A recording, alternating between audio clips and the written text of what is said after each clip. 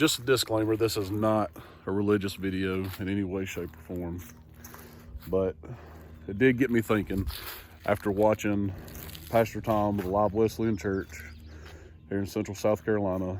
We were watching his online sermon this past Sunday. And a question that he asked during the sermon said, does God present joy in unprecedented times? And it really got me thinking, and it really hit me hard, and it hit me at home, because for a long time now, and some of you can probably say the same thing, you've had all this stuff going on, life's been crazy, it happens without you even realizing that it's happening. So you're going to work every day, you got the hustle and the bustle, you got practice, you got groceries that's got to be got, you got bills that's got to be paid, and before you know it, my son's 10 years old, fixing to be 11, and I personally as a father feel like we just have not got to do all the things that I thought as a father we would get to do. And that's not, he knows no different, and I really don't know any different, but it's just these things as a parent you start feeling kind of guilty about. So when you think about the statement that I made earlier that Pastor Tom made, does God present joy during unprecedented times? And that is absolutely 110% true, and we don't even realize it. And like I said, this is not a religious thing. You can relate this to whatever God you worship, whatever religion that you do. I'm very respectful and tolerant of all religions. So it's just in general, does the universe present joy in unprecedented times? Right now, while we're all at home scared about COVID-19 and what's going on in the world and how you're going to pay your bills and all this other stuff, God, the universe, whatever, has presented you with an opportunity to do all those things that you've been wanting to do. Since we've been out during this break, my son and I have got to watch movies together. We've got to come out here. We put up this fence around the yard together. Me and him sat on a porch for the day, and he sat there, and me and him whittled some wood.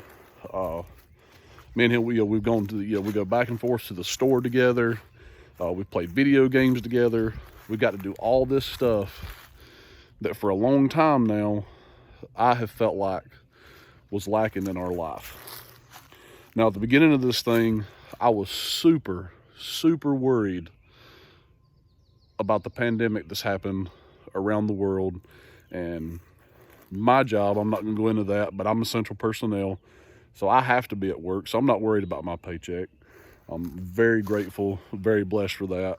My wife so far has been deemed essential personnel, and she's got to continue with her job, but it's still the fear that paycheck, that everything that we have going on in life, everything is just going to go away because we're not financially able to do so.